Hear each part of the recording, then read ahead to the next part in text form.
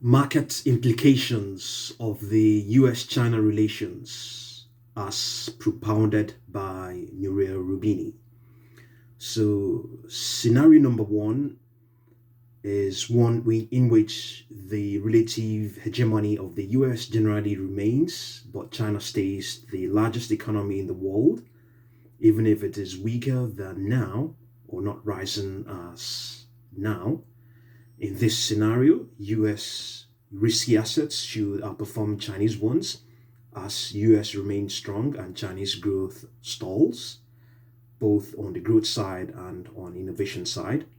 However, if the weakening of China and stalling of China were to lead to a new concern about a hard landing of China, if the economy falters and there is a financial crisis, it could lead to a risk off globally, as was the case in 2015 to 29, 2015 to 2016. So scenario number two is a case in which China is weaker and US is weaker. We are in ground zero old. Both become weaker, and therefore both markets for risky assets underperform.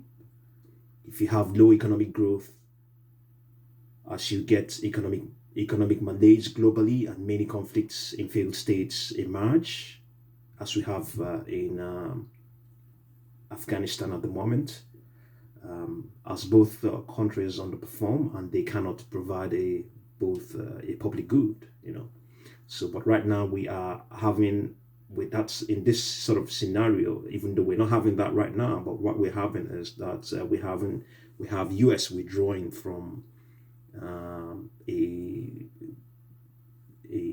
a situation where they're needed, but China is also stepping up, So this scenario is not occurring, and we have a an emergence of conflict and uncertainty somewhere in the world, where especially somewhere the US was very, very much active. A situation, a country where US ensured that there was relative stability for at least the last 2 decades. So we are not there yet. We're not in that scenario. But it's just that, as I pointed out, we have a case of conflict in a certain region of the world. Okay, so in this scenario, in this situation, both equity markets will suffer, and globally economic malaise will occur. We don't have then you wouldn't have leadership. You don't have provision of public good, even if you don't have a clash between the two countries. So right now we don't have that situation, as I pointed out, because China is willing to at least negotiate and ensure that there isn't any decay that will affect it. It doesn't want to have insurgents affecting its territory. Because if we know what happened in Afghanistan in the past, and we also know that China is also cracking down on the Uyghurs, and so we know that very well. So I'm trying to deviate. I'm deviating a bit right now, but it's just I'm trying to marry what's going on in the world today and and in this sort of scenario. So this scenario number three is is that of a Cold War. US remains strong, and China also becomes stronger. In principle, a strong US, strong China, strong economic growth in the two leading powers of the world should be good for US equities, good for Chinese equities, and should be good for global equities. However, the problem in this scenario of a stronger China and US remaining strong is that of the Cold War scenario, as we pointed out. So, and the Cold War scenario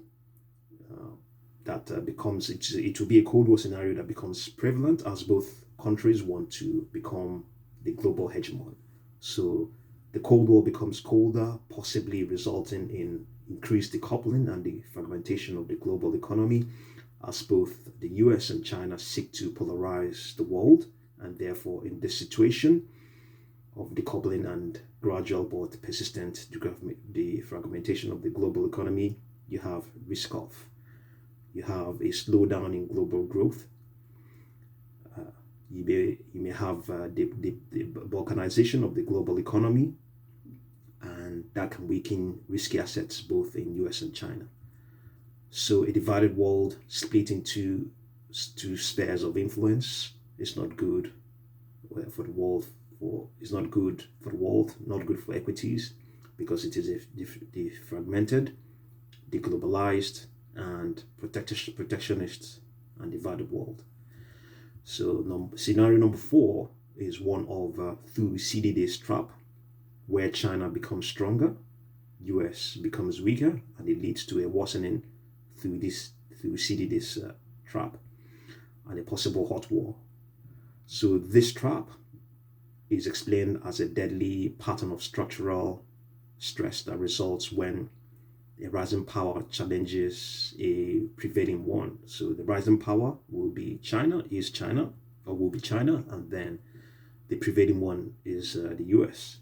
This phenomenon is as old as history itself, about the Peloponnesian War that devastated ancient Greece. The historian Thucydides explained it as such. It was the rise of Athens and the fear that this instilled in Sparta that made war inevitable. Over the past 500 years, these conditions have occurred 16 times. So could this be the 17th one? The relations between China and US and the emergence of China? Who knows? It may not necessarily be so, because the world has moved on from that time, and the war has even fought much more deadly wars. So, and the US indeed has, laid its mark in the world when it comes to invasions and military might. So there's a good chance that may not be the case. So you can say in this scenario, it is good to be in Chinese assets, but if you are an American and you have Chinese assets, you are going to be essentially taking away your investment in China as you're decoupling and worsening the situation. So, and we know very well that actually these, in fact, investments we have in China, it's not just the physical investments in the country. They're physical assets.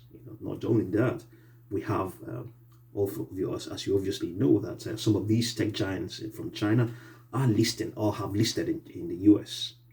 So obviously if they have listed in US, Americans and American investments have gone into those investments, and we know that it is not enough to just list in the US. As far as you're Chinese, anything that happens there does affect you. So if a decaying relations between China and US is at play, it will definitely affect Chinese assets.